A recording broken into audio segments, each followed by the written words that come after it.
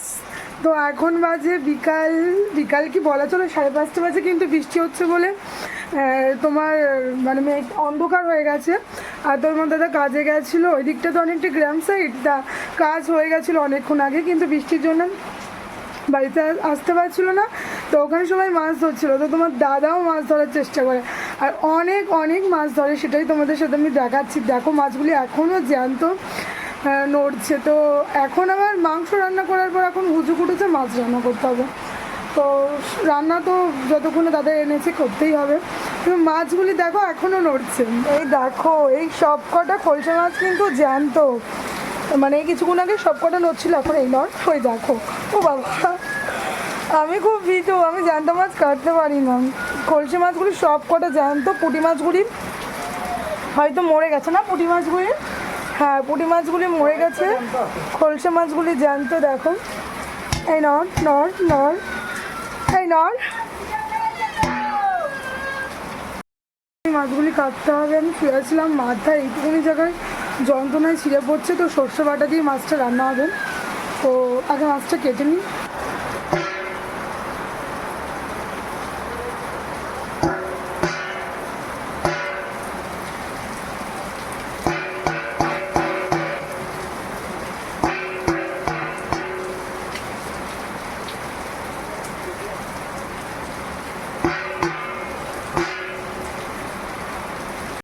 তো বাসন মাজলাম, মাথা যন্ত্রণা করছে, তার জন্য চশমা পরলাম। না খুলে ফেলি, চশমা পরলে আমাকে ভালো লাগে না, টিভি দেখার সময় পড়ি, ওটাই ঠিক আছে। তো অর্ধেক খলসে মাছগুলি ফ্রিজে রেখে আসলাম, কালকে সোমবার, কালকে খাবো না, মঙ্গলবার দিন খাবো। আর খলসে মাছগুলি আর ছোটো ছোটো না, তো মাছও ছিল, ওটাকে কী মাছ বলে, কই মাছ ছিল। পরে আমি দেখলাম যে ওর মতো কই মাছ ছিল, তো ওই মাছগুলি ফ্রিজে রেখে আসলাম। আর এই পুঁটি মাছগুলি এখন সব রাখলাম, এখন কাটবো। তো আমি বলছি এইটুকুন টুকুন ছোটো মাছের আঁশ ছাড়াতে তো মানে কী যেন বলছি, আঁশ ছাড়াতে অনেক টাইম লাগবে। তোমাকে বলবো ঝুড়ির মধ্যে ঘষতে, স্টিলের ঝুড়ি, ফুটো ফুটো ঝুড়ি হলে হয় না, দাঁড়াও। তো এই ঝুড়িগুলি নিলাম, এই ঝুড়ি না ছোটো আছে আমাদের, ওটা এখন আমি পাচ্ছি না, মেবি ওটা মনে হয় ফ্রিজে তাহলে কিছু রাখা আছে, তাই পাচ্ছি না নাকি। এইটাতে বললো ঘষতে, তাহলে আঁশগুলো উঠে যায়, নুন দিয়ে আগে নরম করতে হবে মাছগুলি, ওটা ঘষতে হবে। তা এখন আমি মাছগুলি কাটতে বসছি, দেখো কতগুলি মাছ নিচ্ছি। এই দেখুন এই কটা মাছ রেখেছি, এক গাদা মাছ রাখিনি, রাত্রিবেলায় মাংস আছে আর মাছ আর কতই বা খাওয়া যাবে, তাই এই কটা মাছ রেখেছি। আজকে ওয়েদারটা একটু ঠান্ডা ঠান্ডা ছিল, তার জন্য হাউস কোট পরেছি।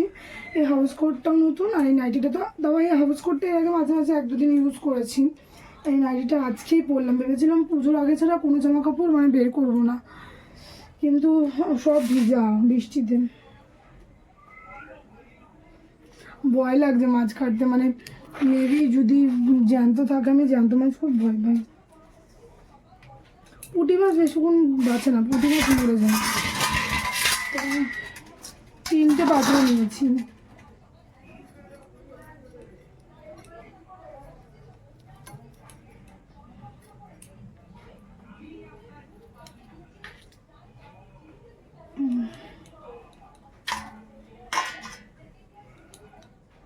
আমি আপাতত এটাতে যেমন করে মানে পিসি বললো তেমন করেই কাটবো, মানে কি যেন বলে, লেজটা আর মানে বুকের ওখান দিয়ে চিরবো, পরে আঁশ ফেলার ব্যাপারটা পরে। আর এইটুকুনি মাছগুলোর পেটে ডিম ভর্তি। তোমরা কেউ আমার মতন জ্যান্ত মাছ কাটতে ভয় পাও আমাকে জানিও, আমি তো জীবনে পারবো না, অসম্ভব ব্যাপার, আমি খুব ভয় পাই। আজকেই তো পাপার মানে জিওল মাছের ঝোল করেছি, তো আমার দেওরকে জিওল মাছে তো আঁশ টাশ কিছু থাকে না বাদ দেওয়ার মতন, জাস্ট বাবা এটা তো খলসে মাছ মরে গেছে, ভয়ে ভয়ে কাটছি। তো ওই জিওল মাছে তো মানে আঁশ মাস কিছু থাকে না, জাস্ট মাথাটা কেটে বাদ দিতে হয়, তাই আমার দেওরকে দিয়ে কাটিয়েছি। এই মাছটা কি জ্যান্ত ছিল নাকি? না না জ্যান্ত ছিল না, দেখে দেখে কাটতে হবে। মানে মেবি আমি পুঁটি মাছগুলি আগে আগে কাটছি, পুঁটি মাছ তাড়াতাড়ি মরে যায়। যখন লকডাউন ছিল তখনও তোমার দাদারা অনেকে মিলে, আমাদের বাড়ির অনেকে মিলে, আমার ননদের বরটর সবাই মিলে জানো তো মাছ ধরতে যেতাম। তখনও পুঁটি মাছ আর এরকম ছোটো ছোটো কই মাছ, ল্যাটা মাছ, শোল মাছ আনতো। আমরা কোনোদিনও রান্না করিনি, বড় কাকিকে দিয়ে দিতাম, বড় কাকি রান্না করতো, করে দিত। সেই দুপুরবেলা যেত, আস্তে আস্তে সন্ধ্যে রাত হয়ে যেত, এই কটা মাছ আনতো সবাই মিলে ধরে, এই কটা মাছ।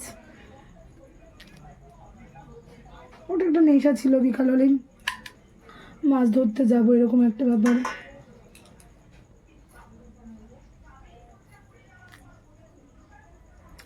তো মাছটা কেটে নিই, হ্যাঁ, তারপরে তোমাদের সাথে আবার কথা বলছি। যে পুচকি রান্না করছে এখন, আলু দিয়ে পেঁয়াজ দিয়ে সর্ষে বাটা দিয়ে মাছটা হবে। মাঝখানে একটু ব্রেক নিতে হলো, বাবুর জন্য রুটি করছে, বাবু এখন খেয়ে ঘুমিয়ে পড়বে। তো ব্লগটা মানে এখানেই শেষ করব, না রাত্রে খাওয়াটা একটু করব। তো এখন এখানেই থাক।